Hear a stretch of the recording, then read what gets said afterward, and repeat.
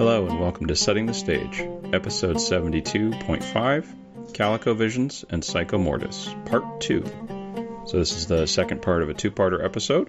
If you haven't listened to part 1, you should go listen to that one first. This dives more into what Calico's vision for the setting of Psychomortis and how it changed after our initial interview. So a little bit about that. And hope you enjoy it. Okay, so we recorded your interview a few weeks ago, and then talking about it for, what was it, like 3 or 4 hours from what we originally recorded. You've changed your mind about a lot of the parts of what were in it for the game, which is part of what an in-development game is. So now you're saying, like, oh, well, I mean, we didn't go in specifics because that's what we're doing now, but, like, there's parts of the game that have changed. So the original interview that we had might not be as useful for explaining where the game is now. So yeah, like, talk me through the process for what happened for changing your mind about this stuff. All right. Well, when the original interview happened, it was all this whole big thing. But honestly, I felt though I was very, very underprepared for it, and a lot of the things that we discussed about made me realize how underdeveloped certain things were. Not to mention my own understanding of the setting and the game and the project is growing as I work on it. As time has passed, I've learned more necessarily about what I think is coming, what it is, and how it functions.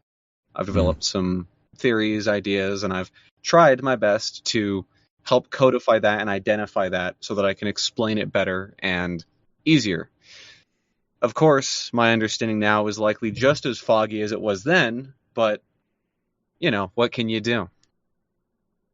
One of my big goals with this is specifically to, I guess, come to understand it better, because Psychomortis is something that is rather elusive to me, and there are layers to it that I had not thought to conceptualize until recently.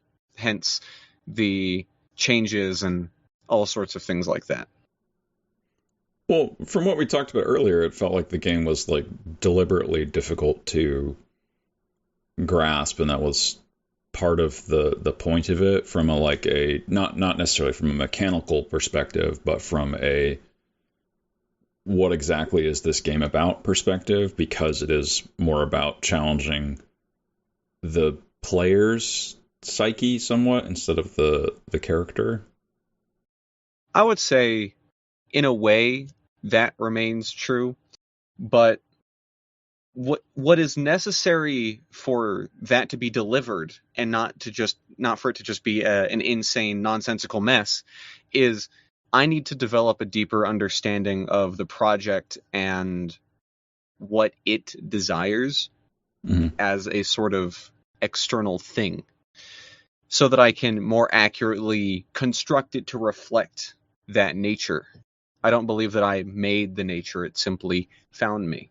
So I'm trying to refine that outer shell and refine the things that could be said about it as much as possible, because it's very easy to mince words and to get confused. And there's a lot of things here that are very easy to get confused about. I spent most of today and yesterday trying to write out necessarily what I think the structure of this is. And it is... I'm getting lost, and I'm the one writing it actively. So I want to make sure that what I do say is accurate. Yeah, I feel like a lot of people go through that process when they're creating something, that they'll do a first draft and then kind of figure out what the project is about during their first draft, and then, you know, through the editing and the revising process, get to what they're actually have discovered is what they are creating. And I see that a lot in the design server for where we met, for like the different people working there, where they come in wanting to build an RPG, but they don't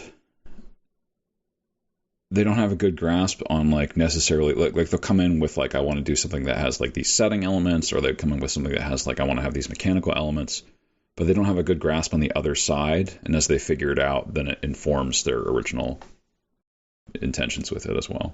Absolutely. It's a pretty normal and natural part of the creative process, I think. Yeah, for sure. Okay, so what do you want to start off with, mechanics or more setting side for what's changed? Well, necessarily the mechanics aren't really what... There's a lot of things in flux, and the premise of the game hasn't changed. Though I do feel like our previous, I guess, recording started off on a very rocky foundation without necessarily establishing what Psychomortis is, like what it necessarily accomplishes. Uh-huh. I remember super distinctly the first question you asked me was to explain the iris, and right. I've given that a lot of thought, and what I've realized is that to, I guess, accurately explain what is going on here with Psychomortis, there needs to be a foundational knowledge of the pieces that are interacting with one another to make the whole picture make sense. Because if you go from one thing to the other and you explain one thing and then you're like, oh, but there's this other thing that interfaces with everything else in this weird way, it becomes a huge mess. Yeah, I did feel like we kind of meandered a bit, but my usual process is to talk about either the setting or the mechanics side when I'm talking to someone about a new system, and then flip to the other side, because it can be, I think, even more difficult and confusing to bounce back and forth between the two of them. Oh, naturally. Yeah, and the iris felt like this is the largest thing within the setting. Let's start there. So that's why I started off with that one. Oh. No, it's perfectly reasonable. It's part of the opening blurb in the book. It's one of the main things that everybody knows about the game. So naturally, it's one of the things that everybody would have a question for. I think that starting with the setting is really the ideal here, because the system is built from the setting, even though technically the setting came second. Okay, well, let's start with the setting then. So... do we still have the iris, and that's still like this sort of meta-textual idea? Is that correct? Yes. Though it plays a more, I would say, nuanced role. I'm not exactly sure of the word, but there is a word for these kinds of meta-textual, interpretive, woo-woo, artsy-fartsy, kind of things. Cognitohazard. Well, that's, thank you. Thank you. Really, genuinely. I mean that. In fact, it was just like our previous session last Sunday. Today's Tuesday, so this happened a few days ago, where I won't get into the details, but some players were having some issues and various things happened, and I'm at least 80% sure that I can point to at least 4 or 5 people that legitimately think that this game is a cognitohazard and can cause actual unusual effects on a person who plays it for an extended period of time. I mean, cognitohazards, I feel like, are only as real as people assign them to be. It's still a sort of... Well, that's their nature. Yeah, you learn about Slender Man, and then you start seeing him out of the corner of your eye, but it's really just, those shadows were always there. They're just, that's the way that lights work. Well, it's the more rational explanation for it. What a cognitohazard is. If you believe in it, if you conceive of it, then it has power. You acknowledging its existence and giving it power is what makes it real. Mm-hmm. That is, I think, necessarily kind of an organic part of every game, but most especially with tabletop games, because the realm of the mechanics and the interaction of tabletop games exists almost entirely within a conscious mind. So there is a lot more room for that experience to fiddle with the bits in there, and of course can influence somebody far more deeply than, say, a movie or a game could during the process of consuming it, because those things are external. when you're watching a movie, you can look around, you can see the movie theater seats, you can taste the popcorn when you're playing a video game, you can feel the controller in your hand. Even if you get kind of zoned in, you can always zone out if you want. Right. Of these pillars, I think if we're going to start with the setting, we're going to talk about all the fancy schmancy stuff, a distinction needs to be made here with the certain layers and elements of the game. I don't consider these to be particularly unique elements, but they're elements I'm trying to manipulate to achieve a specific goal. These specifically are, as I've personally defined them, the fiction, the metaconscious game, the subconscious interaction, and the conscious reality. The fiction is the literal content of the canon setting. It's the people, events, places, whatever, the locations, the characters that you play. Within the fiction, everything is simply as it is. It's physical and real to the people in it. I recall we discussed a similar topic last time. Now it's a lot more structured.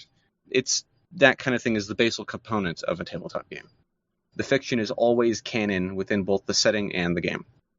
The metaconscious game is the existence of the game as a kind of mirror or a thought that is the rules and the way that the players interface with those rules, interpret them, and think of them. So, when a fighter attacks an orc, in the fiction, that is the fighter attacking an orc. In the metaconscious game, that is simply somebody claiming that the fighter attacks the orc, and then interacting with some part of the game that is aware of the fiction to enforce the fiction.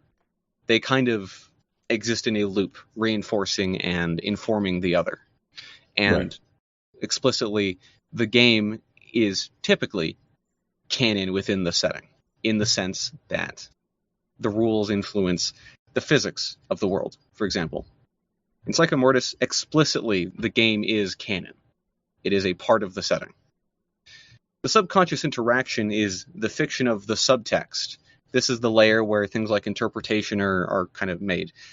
Deeper meaning can be applied to events, scenarios, people, locations. This is where symbology and interpretations and messages and themes lie. This is something that I can guarantee you exists as some kind of fancy literature kind of concept, and I'm just too much of a plebeian to know the actual word for it or something. So this is necessarily where the subconscious kind of interaction takes place, wherein somebody interprets events through their own lens of reality. If you as a person always interpret the color red to be evil, for example, and you see a red spaceship in a sci-fi game, you're going to, even if you know consciously that it's probably not evil because of XYZ, you will be subconsciously, perhaps, assuming that it is evil without realizing it in this example, although that is quite exaggerated. And of course, the conscious reality is the world that we live in. It's you and me and everything in between. Right. And all four of these things are considered canon within Psychomortis for various reasons. Yeah, and I think where we trip up a lot is that subconscious layer between the game mechanics and the conscious reality. Because I feel like that, you even said it, it's based off your own personal interpretation. So my perception of that reality is going to be different than someone else's because it's subjective. Yeah. And these elements are inherent to what I believe to be most art, if not all art, and all things, so to speak. And I like to consider these to be building blocks for things to design for and to write for within Psychomortis. Certain elements will interface with one or the other and reference each other, and in that sense, the player is canon within the setting. Right. To get kind of into the details of the fiction, necessarily, I consider the core prime movers of the setting to be a few things that may have already been mentioned. Specifically, the iris is the first one. Yep. The celestial body in the sky, the surreal transformation of Earth, all that stuff. The Ecclesia, which is the current theocratic government that keeps most of what remains of humanity safe and creates the catalysts and uses demon technology and all that fanciness. And within ecclesiastic culture, there are these concepts of the monad and the dyad.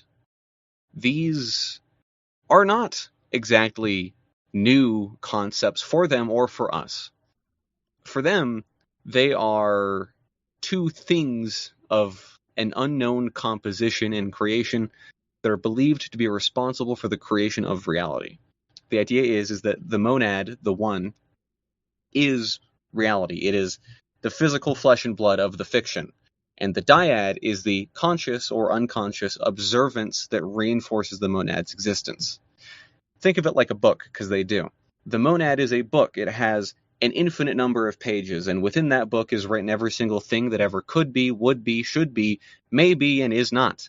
Everything and everything in between those things is in that book. Now, that book doesn't have any words in it until there is a mind, an eye, that can open it and observe the contents within.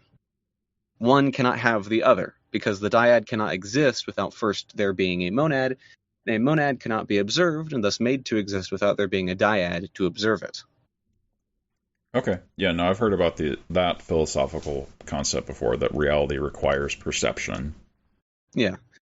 I'm curious if monad and dyad are the right words to use there, because monad within metaphysical philosophy is often sort of interchangeable with atoms. I think there was a Enlightenment philosopher that used that monads as like the smallest building block of matter.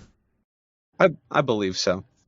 Well, monad is a term or a word for simply one. Right. And yeah. I would like to specify that these are concepts within the fiction, that the interpretation of the monad and the dyad are ideas that the Ecclesia operates with and believes in. They're a kind of belief system. Necessarily somewhat unrelated to that, but just as important, are the existence of angels and demons within the setting, who are supernatural beings that pervade the world and all that fanciness.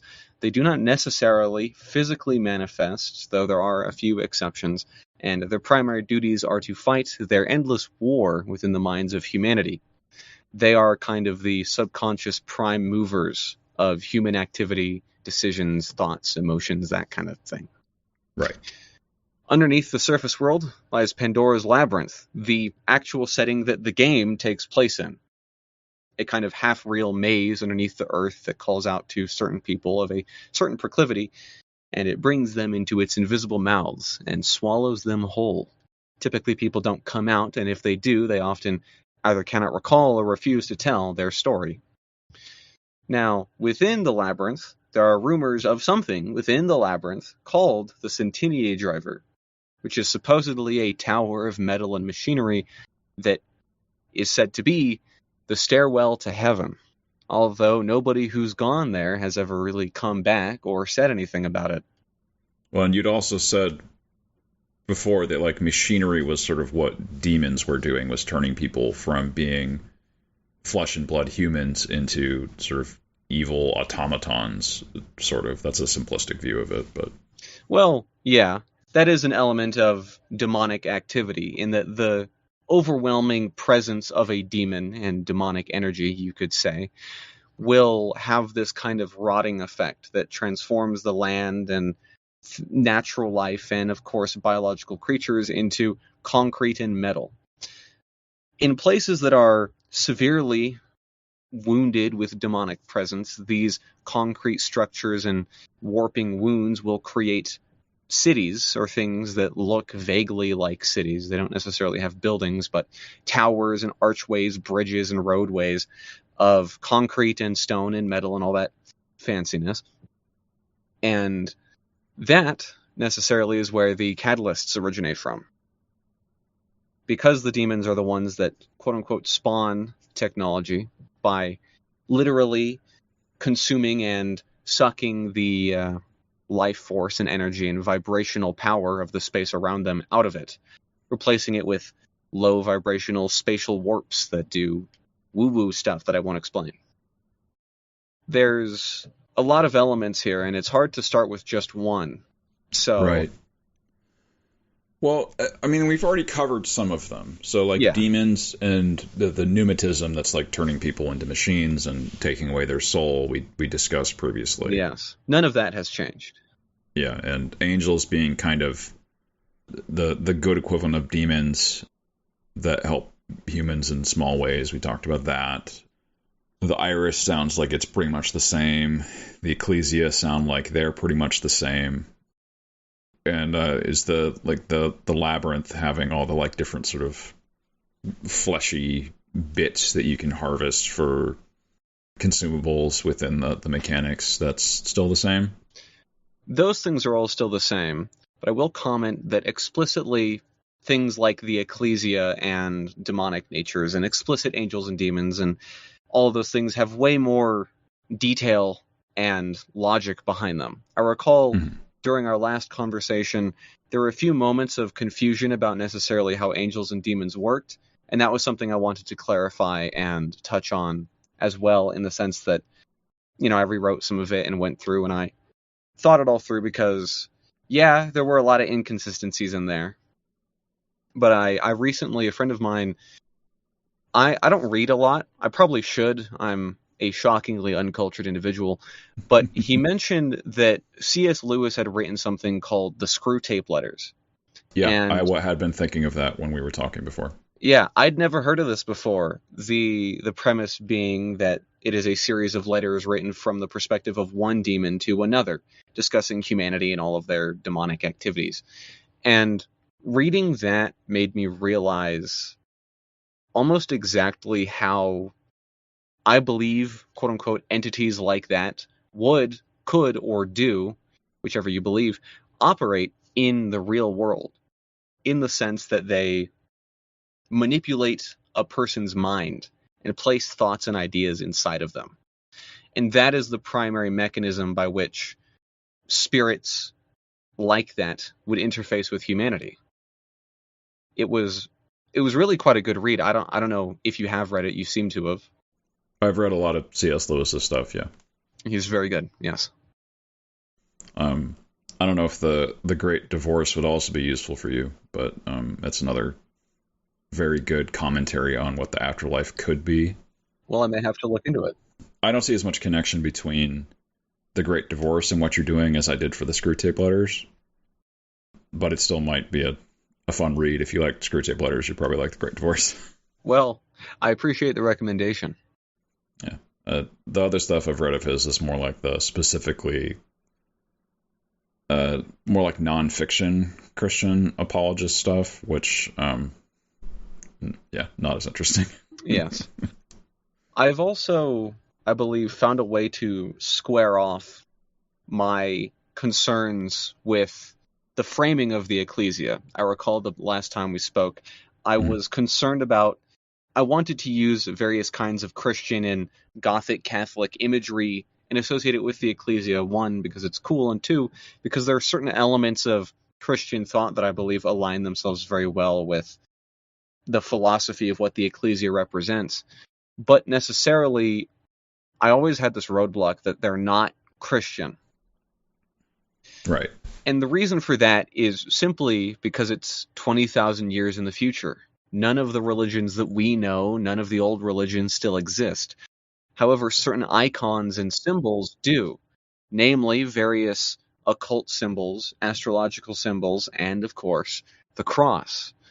The cross, which has historically and, throughout the history of this world been associated with all forms of forgiveness, goodness, and righteousness, all of the ugliness of modern Christian and ancient Christian thought and philosophy and Abrahamism in general had been kind of washed away by historical revisionism and various bad and good actors within the years. What the Ecclesia actually believe is a kind of pantheism, wherein God is reality and necessarily all elements of the world are offshoots of the one, the monad. All consciousness originates from that, and they are all part of him. I say him, but it's not really a being, it simply is. This is also quite a deep historical I guess you could say, religious philosophy that has touched on Christianity a hell of a lot throughout the time. Mhm. And it's something I personally find to be more reasonable than many, I guess you could say, like Walmart Christians believe. I have a lot of feelings in my heart, I have a lot of vicious, vile, bloody hatred in my heart for people who corporatize spirituality and religion as a concept. And megachurches are evil. I feel like they're even like kind of explicitly like, maybe not explicitly, but it's heavily implied that you shouldn't be doing that within what Jesus said. Oh, absolutely. Also, not to mention the whole thing about how nobody will know the time or the day of the end of the world. And how many times have people tried to figure out the time and the day? A lot of people don't actually read the Bible. Yeah. And I mean, even within like, okay, well, Revelations lists like these signs. It's like, okay, well, we have to have like a checklist of like 50 different things happening, and they aren't happening. So Yeah. it's not going to start tomorrow. There's no reason to, like, maybe you're predicting that it'll start tomorrow, but that's also sort of like, okay, well, how do you know? You're just making stuff up. Yeah, the logic never quite lines up. But I find it quite fun. The the trolling where people go around and lay clothes around the streets and things like that has always Oh, been yeah. a classic. Reenacting Left Behind. People are still doing that. We've been doing that for as long as people have been predicting the end of the world and the rapture. But humanity never truly changes, do we? Yeah. Well, and the like spark of divine in everyone that you alluded to earlier, like early Gnosticism, is that what you were talking about? In a way, I wouldn't consider myself a Gnostic, and I'm not very educated on Gnostic beliefs necessarily. But I am aware that that is a part of Gnostic philosophy, that everybody is kind of the divine spawn of a divine entity. Mm-hmm. The Ecclesia, continuing on with this, necessarily believe that because reality is God, as you could say, reality itself has a will and an intent. Although what that intent is and what that will is hotly debated amongst their highest ranking scholars. Nobody can really figure out exactly what is happening or why the iris is doing what it's doing. This is interacting with the layers of reality I can see there already. Quite, yes. You're already aware, and I'm sure that it'll be included as well. The Ecclesia harvests and reverse engineers the technology spawned by the demons and uses it for their own gain, creating the catalysts, which are a core and crucial tool used to maintain the safety and prosperity of humanity in large tower-sized buildings with various machines and alien constructions in them, as well as the portable ones that people will implant in their bodies. The surgery is quite uncomfortable, although the details about that are hidden in their archives, of course, and nobody quite remembers exactly what happens during the surgery either. It's quite odd. There is, accompanying that and their interest in technological pursuits, a culture of science and physics reverence. Intellectual pursuits are considered typically one and the same alongside clerical and spiritual ones, and they're often mixed and intertwined. Now, despite that, the Ecclesia do believe in a soul, despite there not being much of a scientific source for one. There's enough supernatural shit going on that they have no reason not to. But they do not believe that they can quantify it or necessarily measure it. And their ultimate scientific and spiritual goal, their philosopher's stone, is to find, collect, or create the monad and the dyad. They're typically depicted as books, and there's rumors and myths about them existing somewhere on the surface of the iris, although nobody's managed to get quite that high just yet. The purpose of that goal, necessarily, is to unlock access and realization to God, to finally see God for what it is and see reality for what it is in reality and not for the illusion that it presents themselves as. Is the Monad the Psychomortis, like, the book for playing the game? No comment. Okay, well, I mean, that's interesting. Like, if you've read the Neverending Story book, that has a similar concept. The book is told from the perspective of the main character, Bastion, I think is his name, who's also reading a book within the book that I'm holding, called The Neverending Story, just like the book I'm holding is called The Neverending Story. And he learns that story is like interacting with him, and then he gets pulled into the book within the book because he possesses it. It's like this powerful object that lets him go in, and then he can sort of start doing whatever he wants. I've never read the Neverending Story book, but I'm aware of the movie, and I remember watching the movie when I was very, very young, 3 or 4 years old. The only scene that I remember is the horse death scene, which is the one scene that anybody ever references from that movie. But the Neverending Story as a premise I am aware of seems very interesting, and I should invest some of my own time into it. It's funny because I read the book instead of watching the movie, and the horse scene is like nothing in the book. It does not matter to the extent that people like focus on it so visually from the movie. Well, in the movie, it's because it's like sad and sucks. Because you have to sit there and watch it, and it's directed very well, in my opinion. Yeah, compared to the book, where it's like you sort of flip a page and you're past it. Yeah, and I can kind of imagine that in the book there's a lot more brutal and horrifying things that happen than in the movie for obvious reasons. Okay, so the Ecclesia sounds like they're not necessarily different, but just more detailed, like you said. Yeah. I was very unhappy with how ephemeral their religion, belief, and cultural system was. Okay. The Iris, I feel like maybe because you're developing these levels of reality within how you're explaining the game, probably gets more focused that way. I feel like something that's lost within that is that you were trying to sort of keep it as like this sort of secret that you're not necessarily telling the people that are playing the game, but now it seems like you're sort of laying it out that this is how it's approached. How do you feel about that change? I hadn't necessarily thought of it that way quite yet.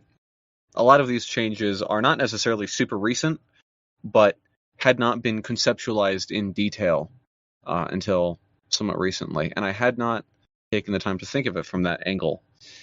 And I necessarily think that I agree, and it's kind of a shame, but it's also worth noting that what I am saying right here is very much a deep dive bonus look kind of thing. Very few of these details would be elaborated on,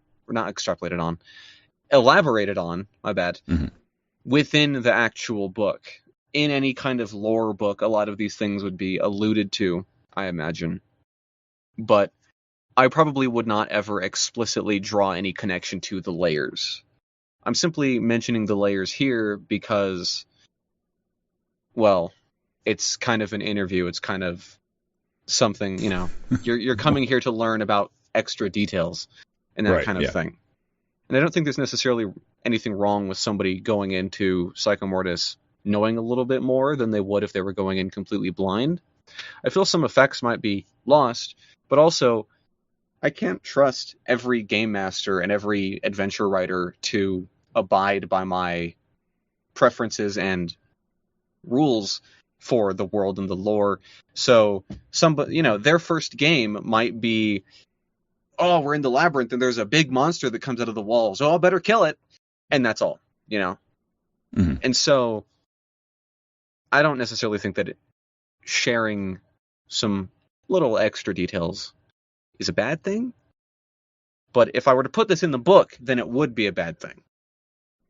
Yeah, I feel like you have to be careful with how much of that you're including within it if you want that sort of special experience to be preserved. But there's this like flip side of like, if you explain that aspect, people might engage with it more.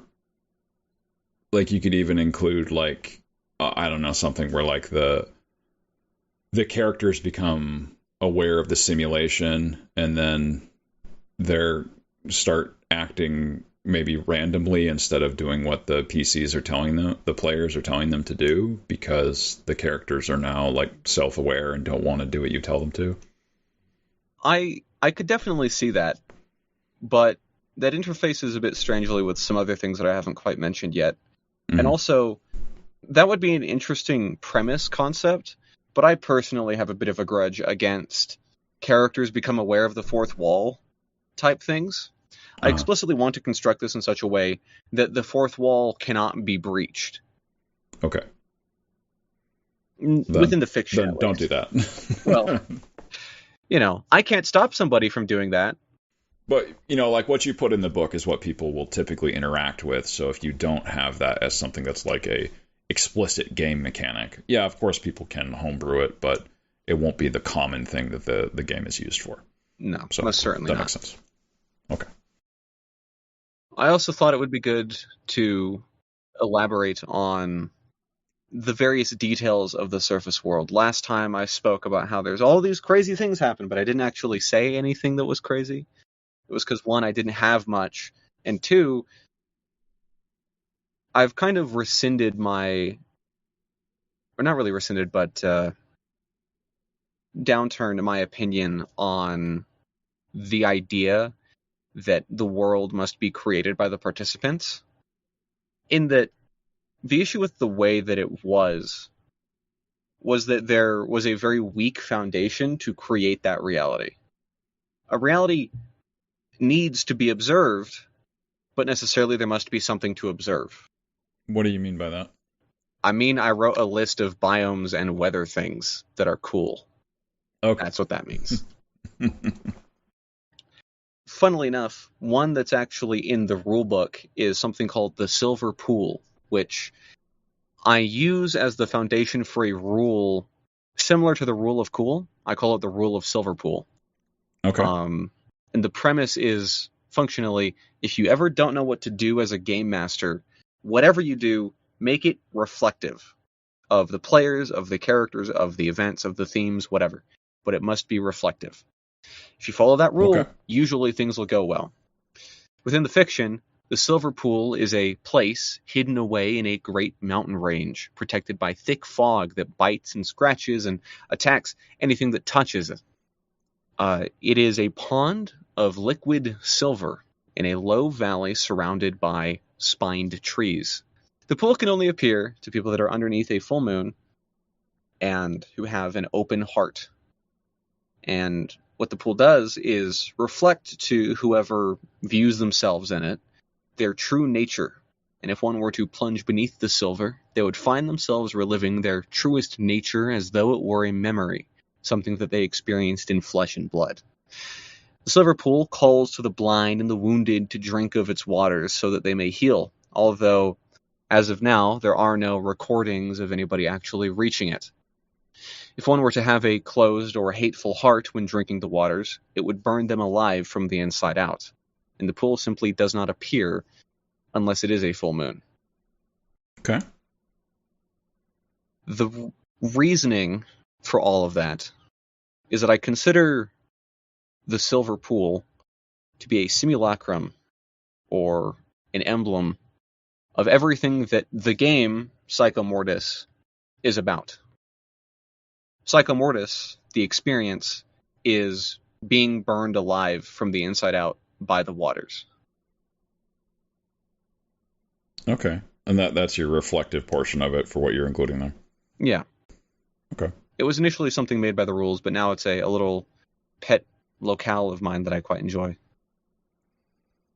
Okay, so it's more fleshed out by just having, like, more than just you're in the labyrinth or you're above ground in the city, and now you have spaces outside of that to draw inspiration from. Yeah, the intention is to paint the image of a potential world without necessarily prescribing anything to it. Eventually, down the line, I would like to do a West Marches adventure, like Hexcrawl for Psychomortis, maybe with a rules expansion. And one detail that I need to make sure to be very, very clear on is that the map provided for that adventure, for that game or whatever, is not conclusive. The world of Psychomortis does not have a map. There is no canon layout for the world or canon city. There's only images and concepts and ideas of a world that must be plugged together and conceived through the lens of typically the GM's and the player's interpretation. It is naturally a set of building blocks by which your experience can be created from and modified with, but like I said, it is not prescriptive. It simply is, and it becomes true through you. Okay. Yeah. I mean, that seems fine. Plenty of games have maps that are more like, there's a mountain area and there's a desert area, and there isn't a lot of specifics that are given for them. Oh, absolutely. None of this is exactly revolutionary. Yeah. Like the whole Powered by the Apocalypse system basically embraces that. Like the map is filled out during character creation for some systems. Yeah. Which isn't necessarily a direct inspiration of mine, but I am aware of that, and I do think that that element of PBTA is quite cool. Although I am also a bit of a PBTA hater, because I think it's lame and not fun. It's very simple, and I feel like if it was satisfying to you, you probably would not be designing your own system that was not Powered by the Apocalypse. Because yeah. Like, if you liked it, you probably could just make your game within that system. Yeah.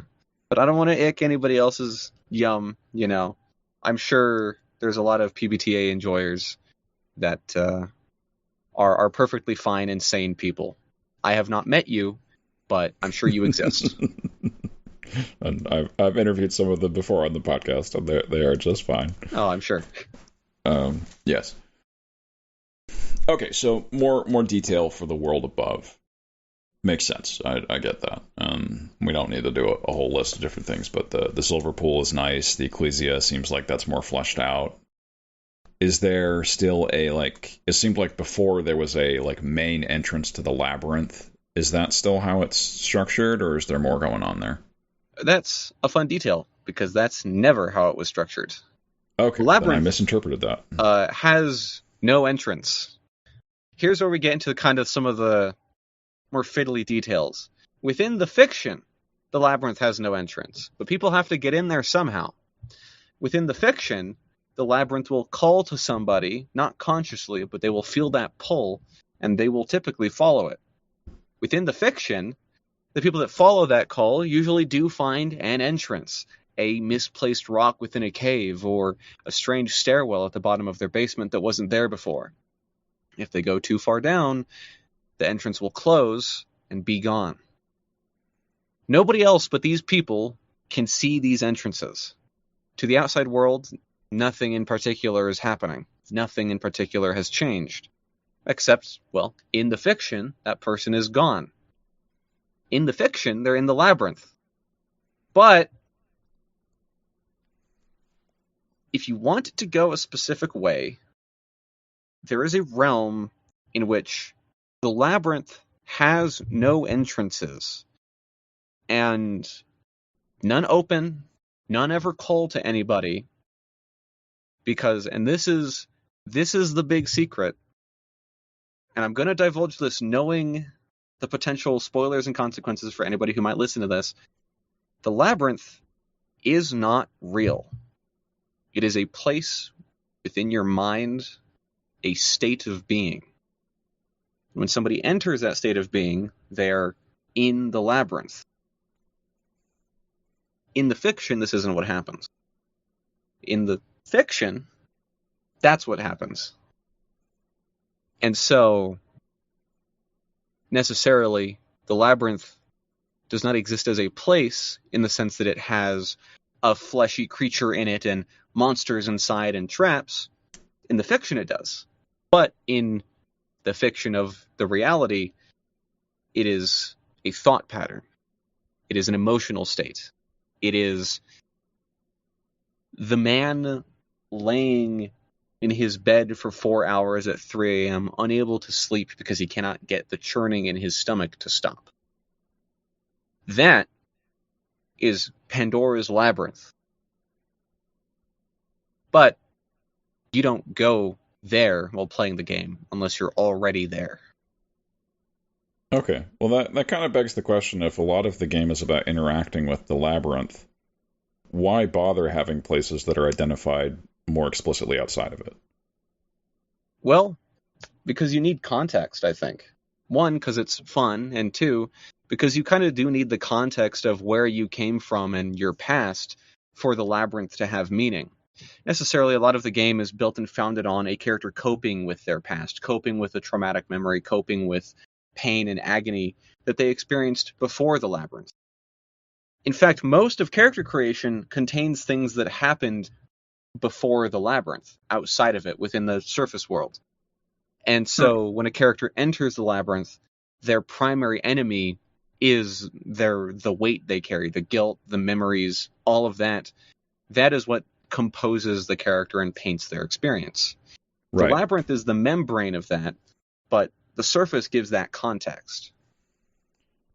Well, I guess along that same line, why give it a fictional world for that context? Like, I feel like you could do a lot of the same things by setting this in a near future environment instead of a far future environment.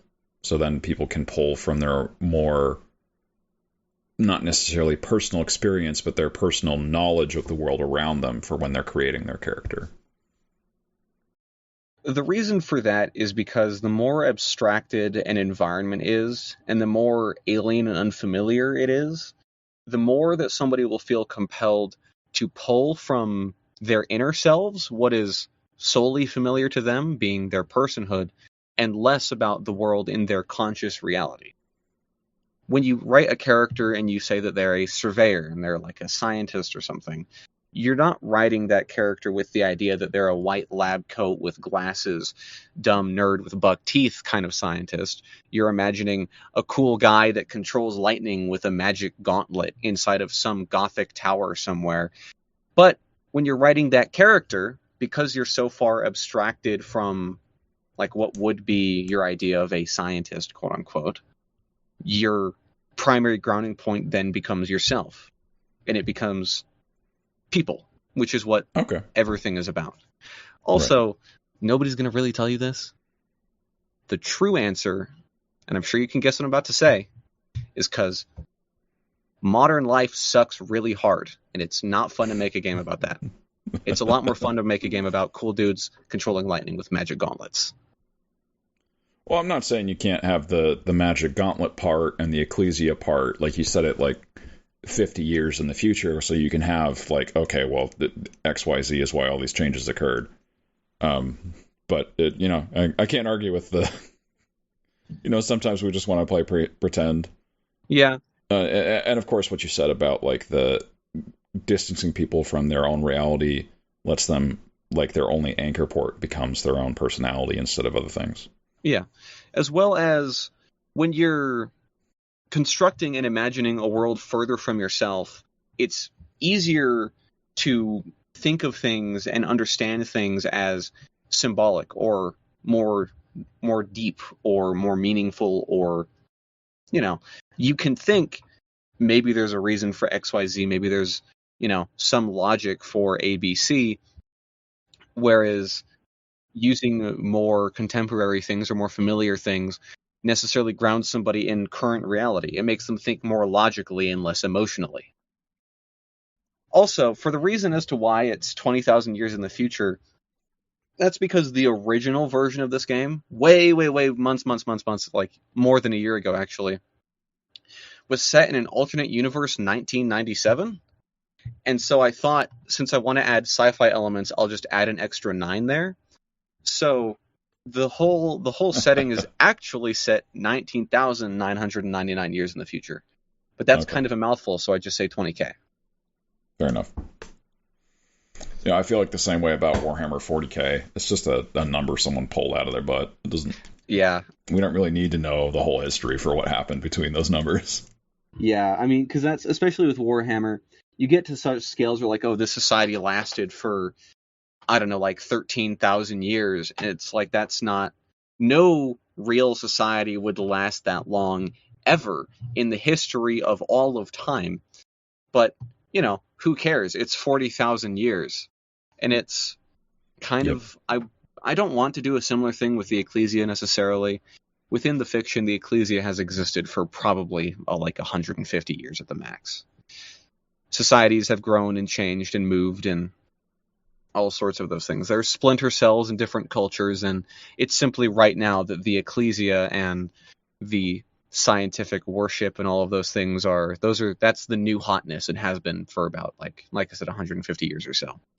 But before that, could have been anything. Who cares? Yep. Now, there's actually a bit of a fun fact in that the monad and the dyad concepts, which, you know, I actually pull from a much older work of mine where I first dabbled with the concept of, you know, reality and observing it and all that. And I think it's interesting to note the kind of mind state that concept can put somebody in the sense that you start to enter the sensation, I suppose, that your observance informs reality and that one influences the other and back and forth. And thus, you know, you start with observance creates reality and you end with, I believe I'm a millionaire so hard that I just woke up and I have $1 million type shit. And I think there's a lot of room to play with that with the Ecclesia because their belief system is so simple but implies so much. I personally have a good amount of ideas for different things that I could do with that faction in the future, just as a writer of adventures. And I much prefer to frame things with that building block concept to ask the participants what if or what about, rather than to prescribe a concept upon them. How do you feel like that's affected the way that people play the game? The truth is, I think that people are far more affected by... The best thing that I could say about that is that every time I discuss the setting with somebody and they propose an idea, it's usually something very creative that I never ever would have thought of. And that idea is usually born from the implication of something rather than the existence of something. One good conversation I had was this premise of an adventure where the party has to fight a monster that experiences time in reverse. And that was a whole thing. The conclusion we reached was that would be really cool, but also extremely difficult to put together for obvious reasons. Right. And that the only reason why a premise like that would work is because there is the implication that time operates differently within the Labyrinth than it does in the various layers of the Psychomortis reality. In the fiction, of course, it might be years, hundreds of years. Nobody counts, and it seems like whatever they are is whatever they are. But it is clear that time does not operate properly, and it is something that has been, can be, and sometimes will be manipulated. Within the Labyrinth, demons and their powers are extremely enhanced, as it's far easier for them to interface and engage with a person directly. It's there that it's easiest for them to manifest physically, and at the same time, it's harder for angels to reach the Labyrinth.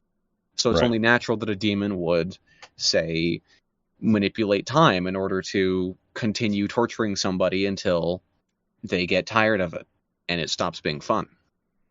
Because that's perfectly reasonable. So you mentioned before that you changed your conception of demons and angels. Was there something more beyond that than what you'd mentioned with the screw tape letters that you felt like you've solidified on what they're like? Well, in a way, some of it is that I just have written and codified and more solidly established things that I'd already discussed and kind of entertained during our last discussion. But the big thing that I have now acknowledged is that angels and demons represent core Platonic concepts and ideas given in names and faces. By Platonic, are you meaning like the philosopher, or like Platonic in the sense that they are basal and center. Of the angels, there is the most, I would say, powerful, in my opinion, which would be Carwinin, the angel of love, and the crying swan. Now, each demon is necessarily a fallen angel, and each angel is representative of a similar concept to that angel of love. There is, of course, I'd mentioned Caliburn last time, who is representative of the general faith of humanity in humanity. And of course, he has the easiest time manifesting physically because he is created literally by the belief of humanity. So they'll tell a story about a hero, and that hero will be Caliburn, and that story did happen. They actually experienced it. And that belief reinforces itself. He is also the weakest angel because a human's belief in other people is one of their weakest strengths and one of the easiest things to subvert. Among the demons, it's similar things with the demon of control and that kind of stuff. The demon of hate and fear. All core, raw emotions and concepts that, are experienced within the minds of every person.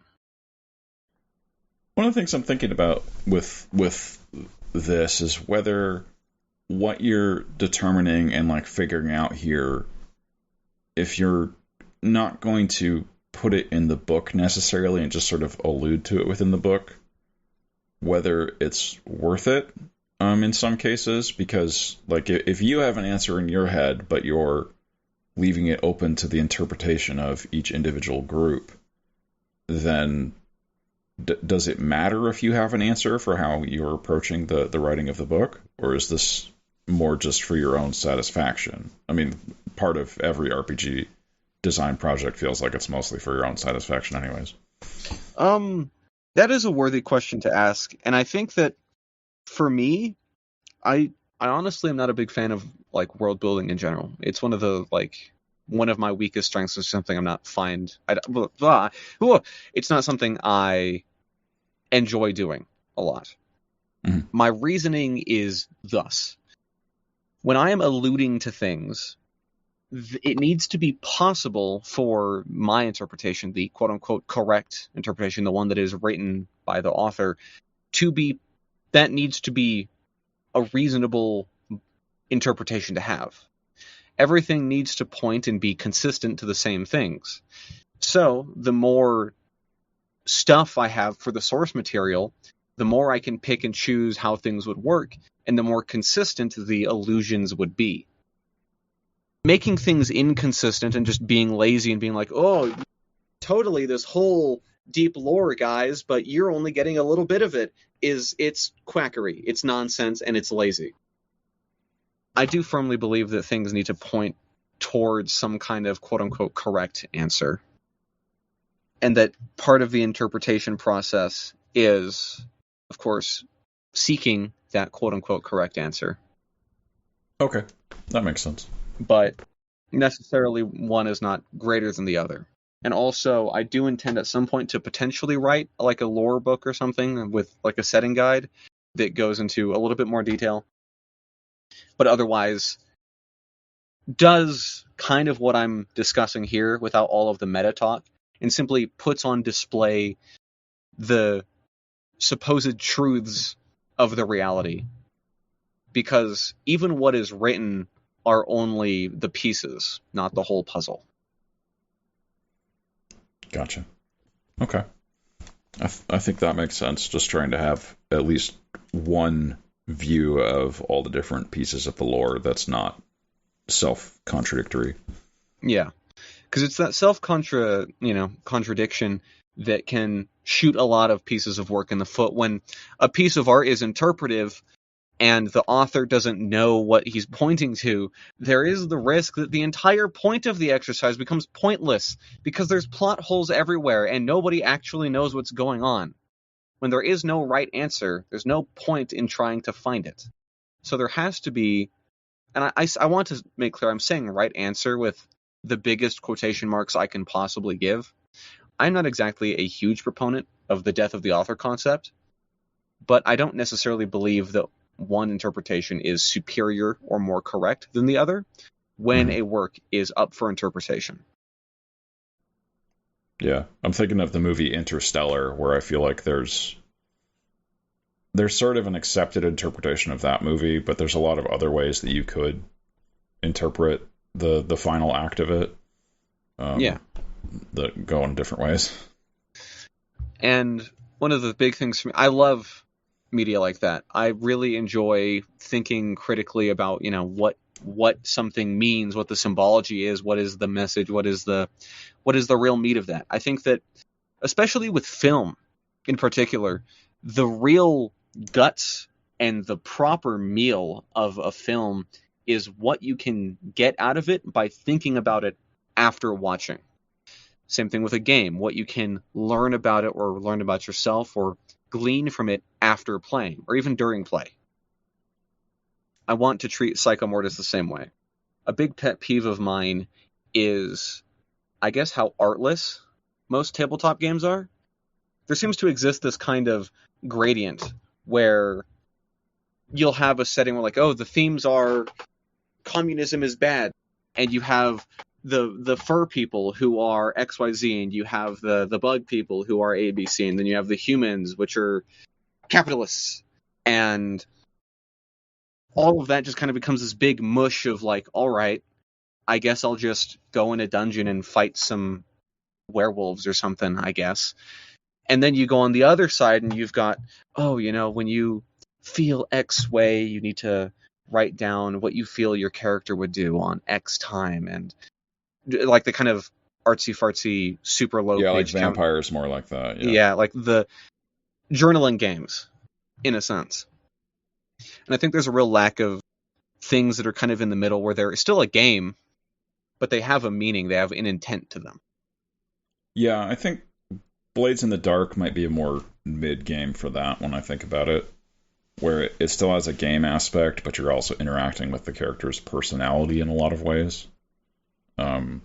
But I think it's less of a crunchy game because it's still a very like narrative-driven game for how that one works. Well, what I'm trying to allude to isn't necessarily a dichotomy between high crunch versus low crunch, but more so a dichotomy between high game versus low game. No, I got what you were saying. I was just trying to think of an example, and I feel like what separates that from your game, from a mechanical perspective, is I think you've gone for a more mechanics than what Blades in the Dark has. I would say so, yeah. Blades in the Dark is it's an interesting beast. It's not one that I personally enjoy a whole lot. I don't really like meta-currency oriented things, or like, you get to have a flashback where actually you were like prison buddies with this one guard or something. Like, I'm not. Mm-hmm. I'm much more a big fan of games where the players take the role of figures within a world, and their influence over the story is done solely through the actions and decisions of their characters. Not necessarily like it's a group writing experience or something. Yeah. The group writing comes from the natural, organic story that evolves from the characters' actions and the way that they interact with the world. The story is already being made, it's just not being prescribed. Yeah, I've heard those narrative games being described as like author room games. Yeah. In some scenarios, and they are like that's how they function when you're playing them. Is that you're discussing with the DM about what you think would be most interesting to happen next, and talking with the rest of the group instead of just I swing my sword and X happens. It's like I swing my sword and hey guys, what do we think should happen next? So a lot of them are like self-admitted too. It's just not my thing, but I've definitely messed around with some of them, and they can be good fun.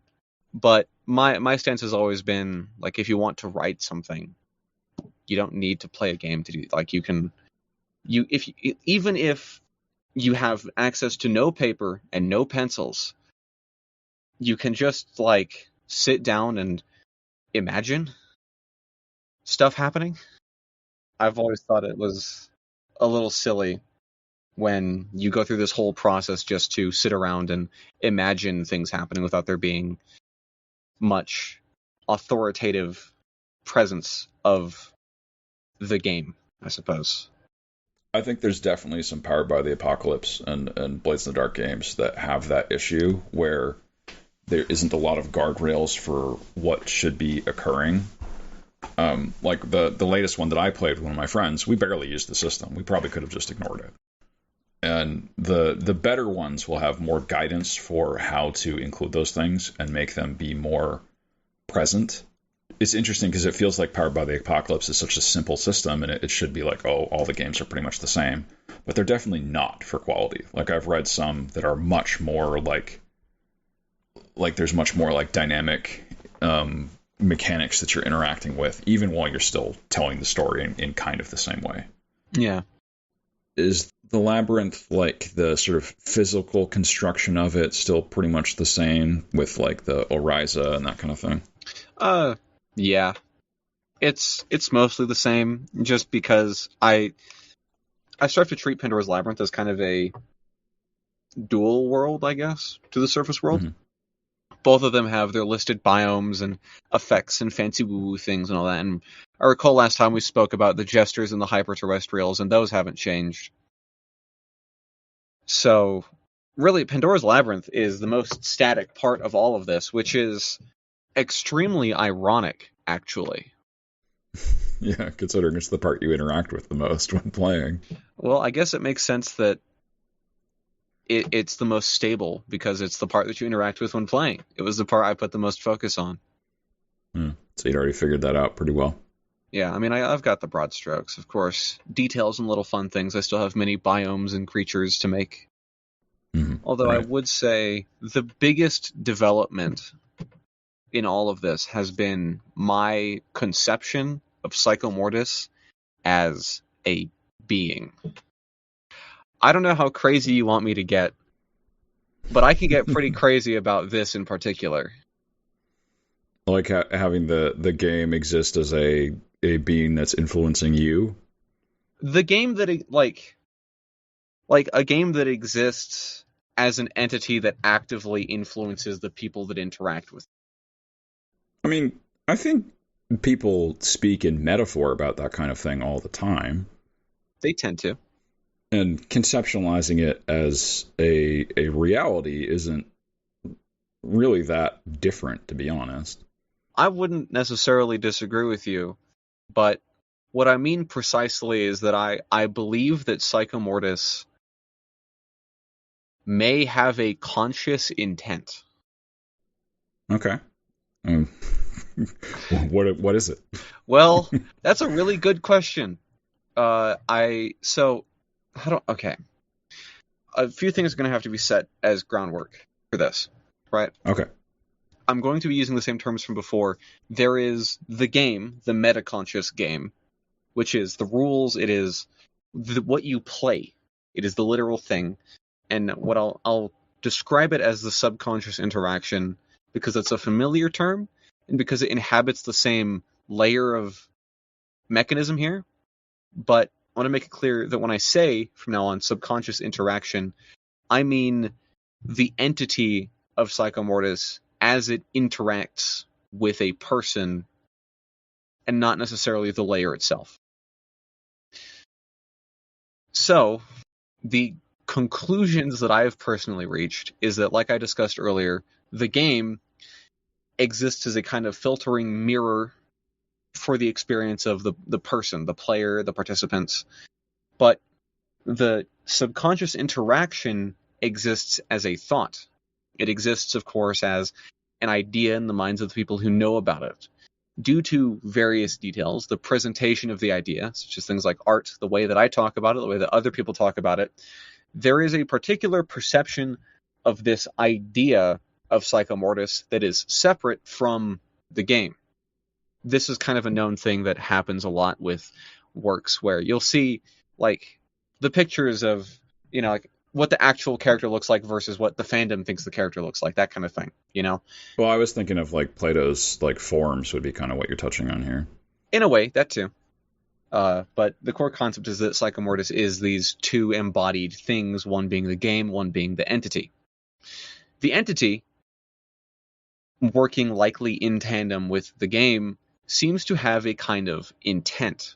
Through the existence of itself as a thought, as a method to enforce its will upon a participant using the game, and through the existence of itself as the game, as a method to enforce the participant's will on itself, a kind of intention has grown. This intent is not often conceptualized consciously, but it is often felt by players, playtesters, participants, people who think about the game too much. This feeling is usually not that strong, but it can be and has been amplified by continued thought and engagement with the game and the entity as it so is. As this happens, of course, the feeling grows stronger. This intent that it seems to have is framed in a kind of weird shadow because it's not the most obvious thing, but my campaign that I'm running with it has cycled through a lot of players, and a lot of people have played the game and touched it, and this has been a very unusually consistent detail that everybody has. Maybe not everybody, but most have. I can think of one or two exceptions. Well, I'm curious about this as you're explaining it, because it sounds like you're sort of explaining your own subconscious intent for the game, and if people that are not you that are GMing it feel the same way. I would definitely say that people that aren't me GMing it. Now, there have been only a few instances of this, but from my personal experience, people GMing it don't necessarily feel the same, but feel a similar kind of influence in the way that when they run it, there seems to be this kind of challenge to it. Not in the literal, like, oh, this is hard way, but in the beckoning kind of way. It calls you to test yourself, in a sense. And from my experience, and I would like to point out, chances are a lot of this is subconscious Lehecan psychology as magic type stuff. But there is a level of superstition amongst what I could say is the community about this, which likely enhances the effects. My opinions on the way that these mechanisms work in the real world is yet mostly undecided. However, I consider my experiences as part of a grand experiment to try to find my final decision. Well, I don't even necessarily think like, oh, here's the physical explanation overrules a metaphysical explanation for the same phenomenon. I definitely think they're hand in hand. For something to be felt, it must also be physical, and for something to be physical, it must be felt. So, in a way, I think that there's a lot of elements of that kind of at play here. Here, I'll frame it this way. The intent that I'm talking about seems to be dual purpose, in that it intends to be harmful both directly and indirectly to the participants, like hurting them as in making their life worse. Now, of course, the game can be intense and can be harmful, but that's only if the player or the participant is reckless, and that's true for all tabletop games and most things in general, really. If you're playing D&D and you're doing it dumbly with bad people and something goes wrong, yeah, there is the risk of legitimate kind of hurt from that, social and emotional. Right. But from my experience, it is the entity, the thought of Psychomortis that is the most, I guess, impactful part of this process. And that's because due to the framing of all of this, when you place a person in a particular frame of mind, in a realm of thought, that will paint their experience with the game. Regardless of if it's kept inside the game or not, in the sense that if you enter the game and you expect, oh, this is going to be tough, this is going to be brutal, it's going to kind of suck, my character might die, but, we'll get through it, and then your character dies and you lose them, that was your final death, and then you come from the table and you feel bad about it. That influence painted your experience and keeps painting it afterwards. The game enforces it, and, of course, the thought is your brush. What I've noticed, though, and I would like to, I guess, think more about it before reaching a personal definitive conclusion. But what I'm seeing is that Psychomortis, the thought, seems to have the uncanny and repetitive ability to amplify and make more prominent existing problems and issues and sufferings and, bad things about a person's life. By playing the game, it reflects back through their experience and enhanced by the thought of Psychomortis something about a person's life or being. And this can vary, of course. What you take from it is filtered through yourself. That's that layer, of course. But nearly without fail, every person who's played the game for an extended period of time has felt it, in a sense, that Psychomortis, when they're playing it and when they're involved with it, when they think about it, seems to amplify some negative thing in their life. Now, the thought of this game seems to do this without necessarily the real presence or consent, I guess you could say, of the game. In that you can play the game without experiencing this, but you can also experience it without playing the game either. That has happened as well.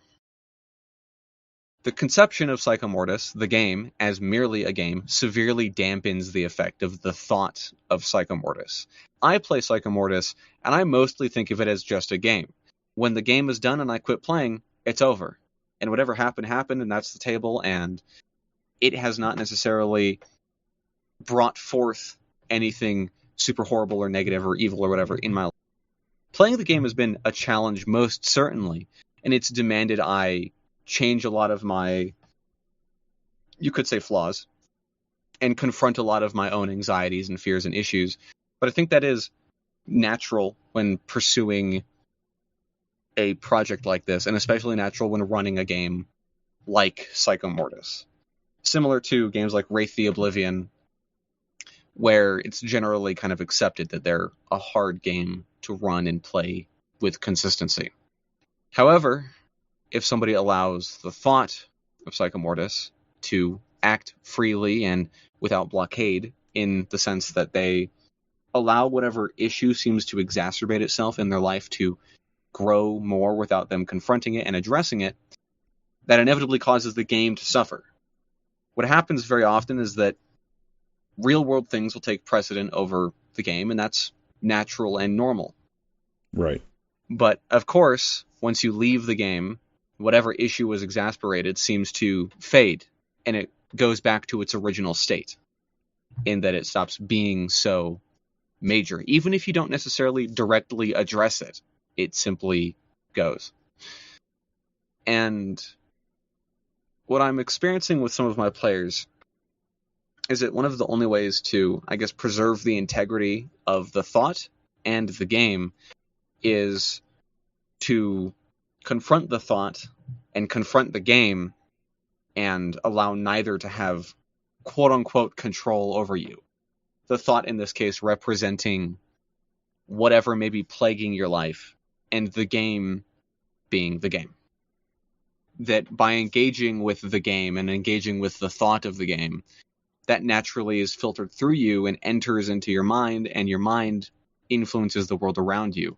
And because of this authored or perhaps growing intent, the participant naturally observes things to be different from before the game and after the game. But that will only happen if they allow it to. And if they allow it to do that, then whatever they perceive as being amplified necessarily demands to be overcome in order to preserve the game part. And if they don't, the game fails. And if they ignore one part, the game succeeds, but the other half fails. To maintain both, you have to entertain both and engage with both. And when you stop playing, it stops being real. Because it is just a game. Well, it sounds like you've created a game that sort of is a mentalist trick on the people playing it in a way. And, mentalism works, to different capacities on different people, like what you've described, sounds like it's a similar effect. And I'm curious how much of that is the writing versus the art within the game versus your own presentation of it as a GM, and like talking about it outside of play as well. I imagine it is a combination of most of them. But from my experience, and from the people who have interfaced with the game but not played it, like either observed it or thought about it and read it and, engaged with it philosophically, some of them have, I guess you could say, experienced the trick here, which is that by engaging with it, it puts you in a particular mind state that causes certain kinds of effects to happen in your life, thus presenting itself as being almost alive.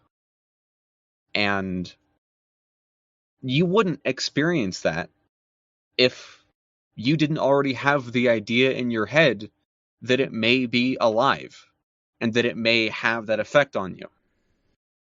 Right, yeah.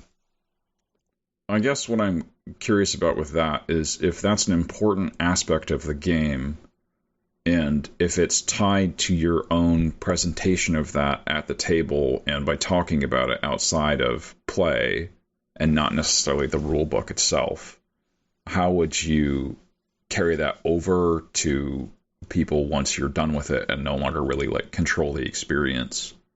Or is it even something that you want to have carried over in that way? It would be something I would probably have embedded in the book.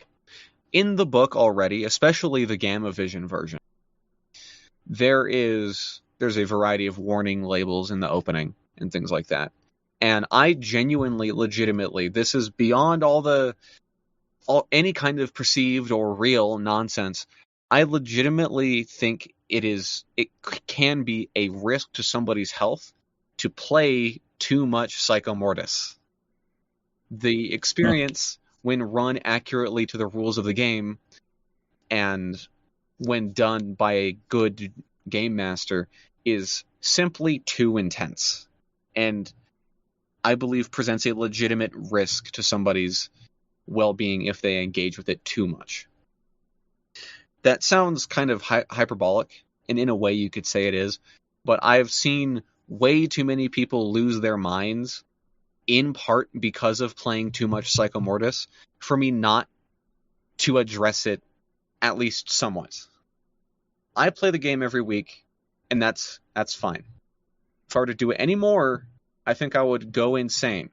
If I were a player, oh boy. But I think that's also part of, at least for me, the big appeal, in that it's something really demanding. It expects something from you. It's full, and it, I like that. Although I'm a bit of a unique case in that I quite enjoy things that are difficult to consume. Is there anything else you want to talk about for the philosophy of the game and the setting? Because I feel like I've covered everything that I was thinking about for it.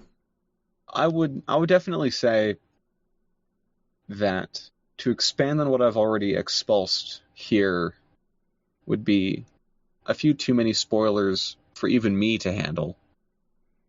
And I would compel anybody and everybody who's interested to engage with it themselves through their own lens and to find their own expansion, their own answer.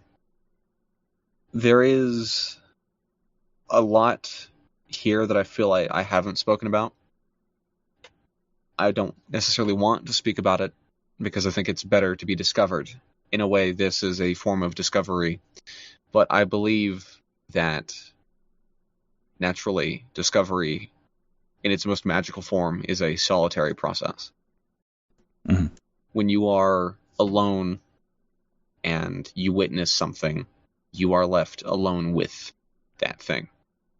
And there are no other distractions and no other thoughts but yours and what you have, quote, discovered.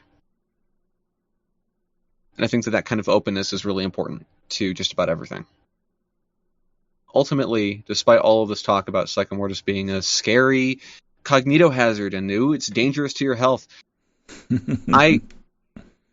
I am compelled to say that it is a game in a setting about one thing, and that thing is love.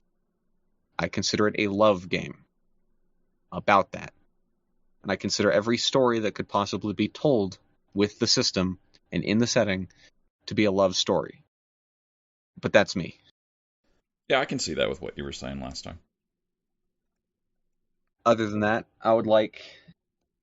I don't recall if I ever mentioned The Wizard and the Red Pilgrim, the manga, as being one of my greatest inspirations. I think you did mention that, but go over it again. I'm not sure how much you said about it. I don't want to spoil anything. It's called The Wizard and the Red Pilgrim. It's one of my biggest inspirations, and it's my favorite manga ever. It is a 10-volume masterpiece. No, not even 10-volume, 10-chapter masterpiece. It's super short. Nobody who has even a vague interest in storytelling or writing or comics or visual art or things being high quality or being alive nobody that is into any of those things has an excuse to not go and read that. Being alive. Yes. It's that good. I consider it one of the backbones of my creative philosophies, and if I have any other recommendations to give, it would be Blame and Trigun as being the biggest wham bams for Psychomortis. That's my Appendix N right there. I love those things to death. Yeah, I can see pieces of Trigon in what you're doing. I haven't seen the other one, but... Oh, well. Yeah, Blame... I don't know if Blame has an anime adaptation. If it does, it's probably bad. But Blame is very, very legendary, and for good reason. Even Trigun's anime adaptation is kind of bad compared to the manga. I mean, I love me some Trigun, but I watched the anime first, and it's fantastic. It's really good. I recommend everybody go watch it, all that. But the manga is just better. It's just better. I think the anime is a nicer gift-wrapped plot. I think it gets the point across a lot clearer, but the manga is just so much more. Yeah, that's how things normally go with that. Yeah, it's very good. I don't want to knock Trigun, but yeah, the manga is just it's so much better. And I'm a huge fanboy. I have to stop myself now, or else I'd send us even further off track. All right. Has there been any changes to the mechanic side of the game? So, when this is uploaded, chances are the slightly disappointing, kind of shitty Alpha Vision version of the game will be up on itch.io. However, a nearly complete redraft and revision of the rulebook is being written currently. It's called Gamma Vision, and I promise you it's way fucking better. But currently the game is in this awkward state. I personally run it using some of the Gamma Vision rules, but what is available to quote-unquote the public is the Alpha Vision rules, which are functional, and people have enjoyed their time with it, but it is not representative of what Psychomortis will be in the future. It is playable. Okay. I guess, do you want to talk about any of those changes now for like the alias and the guild system and that kind of stuff, or not yet? I won't say anything too major about a lot of the changes. If you're in the Discord server, I have spoken about them quite at length. I often can discuss potential changes within the design channel of that server. But the only one that I'm going to really, divulge publicly that I would tell anybody who hasn't played the game yet and hasn't looked at any of the rules, I would tell them specifically about Ilias. Ilias is an individual's inner peace, self-understanding, contentment, and commitment towards morality and justice. It can also be used as a synonym for enlightenment, inner peace, that kind of stuff. Ilias is, I will describe it as a concept of a dance hall that has black and white checkered tiles. There is an M painted on one of the walls. Ilias is the white tile. Guilt is the black tile. And dread is the room. That doesn't feel like a helpful image to me. I have faith that somebody will figure it out. All right. Anything else you wanted to talk about for today? Not much that comes to mind. I pretty much discussed and touched on just about everything that has changed since the last recording. Well, thanks, Calico, for telling me what's changed. Yeah, thanks a lot. Yeah, don't sweat it.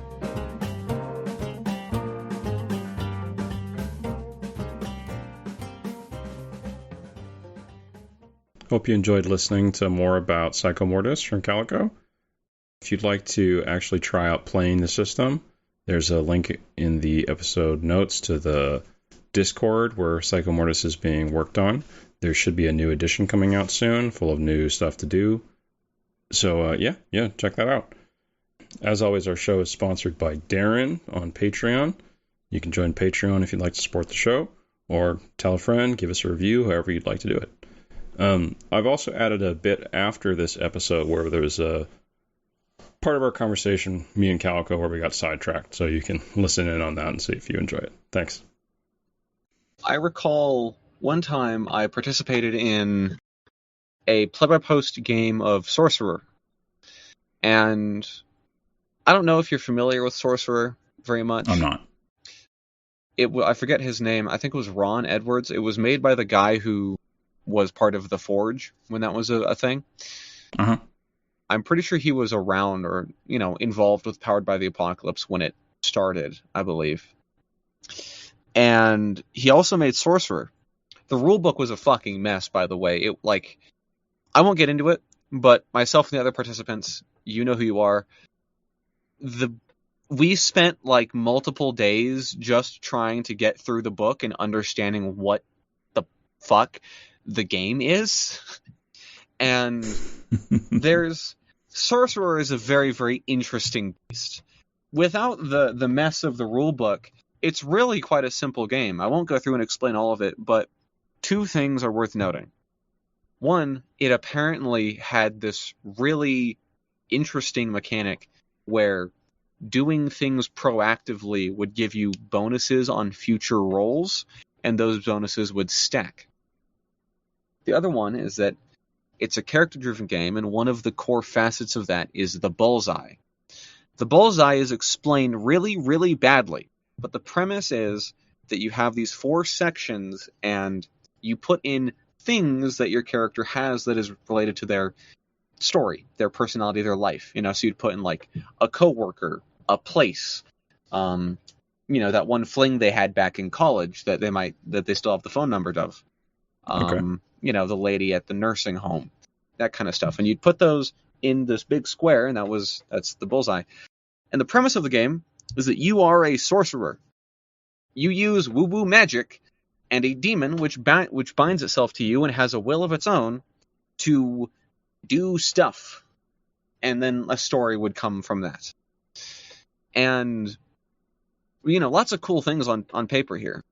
Premise of do things proactively, be cool, and get bonuses, and get stacking bonuses to continue doing cool things is not a bad idea. That wasn't in the rulebook that I read. I learned about that mechanic from the DM telling me about it, even though I read most of the rulebook, except for the final section, which was just about, I don't even remember, nonsense. So, whoops, I guess, missed that part. And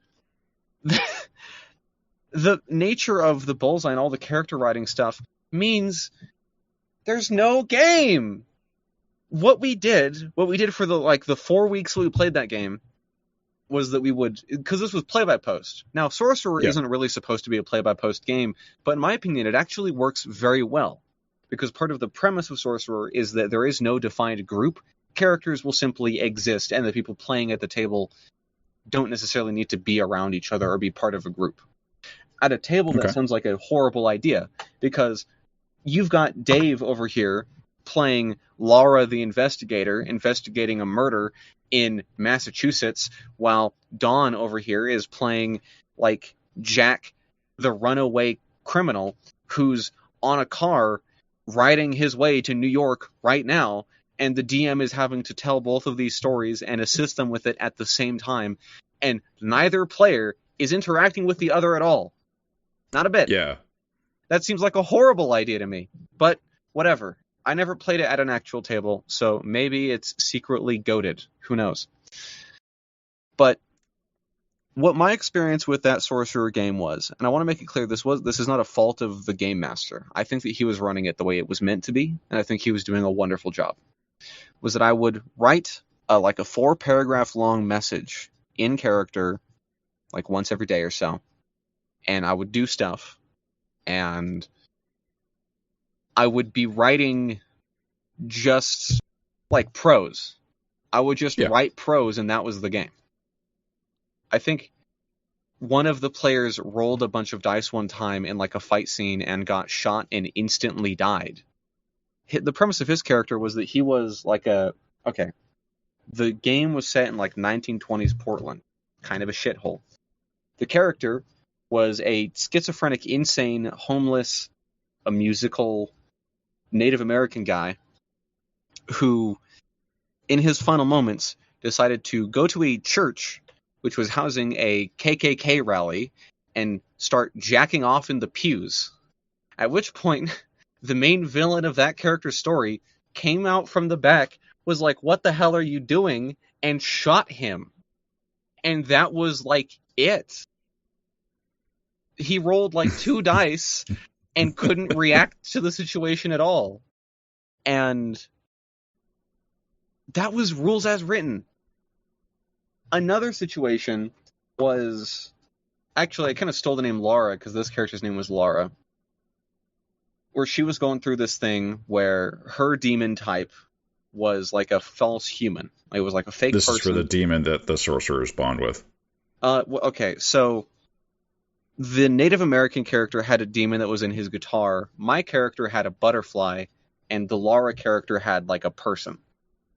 It was a demon that was taking the form of a person. And the premise of her story was that her husband was the head of like some mob crime organization or whatever, and she hated him for cheating on another friend. So there's 2 women and 2 men, and Laura's husband cheated on the woman, and the woman's husband cheated on her with Laura. So the Laura and the person that she was having the affair with decided, fuck it, we'll just kill Laura's husband. And then that's when it was discovered that the husband that was cheating... I'm sorry, I'm getting confused here. That the man that Laura was having an affair with was a demon. And so that man, that demon's wife, was like, fuck it, you can have him, and screwed off somewhere, I think. Either that, or they killed both of them. I don't remember. And you want to know how much of that was enforced by, or encouraged by, or involved the rules at all?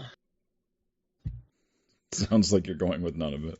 Basically none of it. The existence of a demon, and the demon being a fake dude, is like the only one. Really, the demons are where most of the mechanics are centered, because there's this whole thing where demons have compulsions and they need to be fed, and so the player needs to do specific things to feed the demon, or else the demon would like attack them and be evil and stuff. So, like, for example, the Native American dude's demon needed like lechery and partying and drugs and alcohol and unprotected sex and that kind of stuff.